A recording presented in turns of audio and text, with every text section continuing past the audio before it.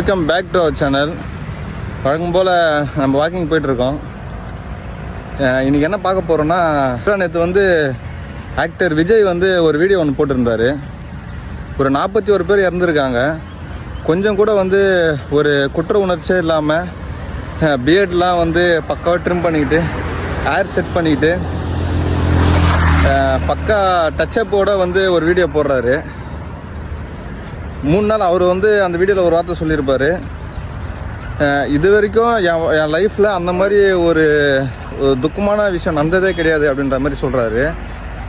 அப்போ 50 வயசு, அவருக்கு 51 வயசு. 50 வயசு வரைக்கும் அவர் வாழ்க்கையில் அந்த மாதிரி ஒரு துயரமான சம்பவம் நடந்ததே கிடையாது. அப்போது அந்த மாதிரி ஒரு விஷயம் நடந்தால் இப்படி தான் இருப்பாரான்றது நீங்கள் அந்த வீடியோ பார்த்தாலே தெரிஞ்சிருக்கோம். பக்கா மேக்கப்பு, பக்கா பியர்ட் ட்ரிம்மோட ஒரு வீடியோ போஸ்ட் பண்ணுறாரு. ஒருவேளை அவங்க வீட்லேயோ இல்லை யாரோ அப்படி ஏதாவது ஆயிருந்தா அப்படி அவர் வீடியோ போட்டிருப்பாரான்னு தெரியல. 41 பேர் வீட்டில் அவங்களோட மனநிலை எந்த அளவுக்கு இருக்கும்? அவங்க யாராவது பார்லர் போயிருப்பாங்களா? அவங்க யாராவது டச்சப் பண்ண கூப்பிட்டு டச்சப் பண்ணியிருப்பாங்களா? இல்லை பியர்ட் ட்ரிம் பண்ணியிருப்பாங்களா? இவரால் தான் அந்த விஷயம் நடந்ததுன்றதுக்காக ஒரு சின்ன குற்ற உணர்ச்சி இல்லாமல் அவ்வளோ ஃப்ரெஷ்ஷாக அந்த வீடியோ போட்டுட்ருக்காரு. இது எதற்காக சொல்கிறேன்னா, 66 பேர் கள்ளச்சாராயத்தினால இறந்துருப்பாங்க. அது யாரோ ஒருத்தரோட வியாபாரத்துக்காக அது நடந்திருக்கும். அதுக்கு முதலமைச்சர் பொறுப்பெடுத்து என்ன சொல்கிறாருன்னா, தவறு நடந்துச்சு, நான் மன்னிச்சிருக்கேன்னு சொல்கிறாரு.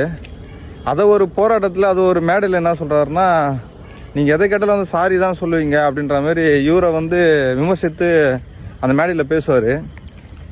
இவருக்கு அந்த எண்ணம் கூட இல்லை, அந்த குற்ற உணர்ச்சி கூட இல்லை, அந்த மனம் கூட இல்லை, மன்னிப்பு கேட்க வேண்டிய மனம் கூட இல்லை இவருக்கு இல்லை.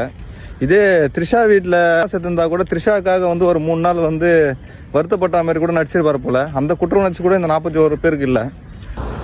வீடியோட ஆரம்பத்தில் நான் இவர் ஏன் ஆக்டர் விஜய்னு சொன்னேன்னா, டிவிகே தலைவர் விஜய்னு இவரை சொல்ல முடியாது.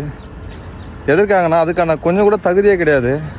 ஒரு போராட்ட களத்துக்கு போகும்போது கூட, நீ மன்னராட்சியிலும் சரி, இன்றைக்குமே சரி, நீங்கள் ஒரு போராட்ட களத்துக்கு போகும்போது கூட தன் சகாக்கள் அந்த இடத்துல செத்து மடியும் போது மன்னர்கள் விட்டு யாரும் வீட்டுக்கு ஓடி வந்தது கிடையாது.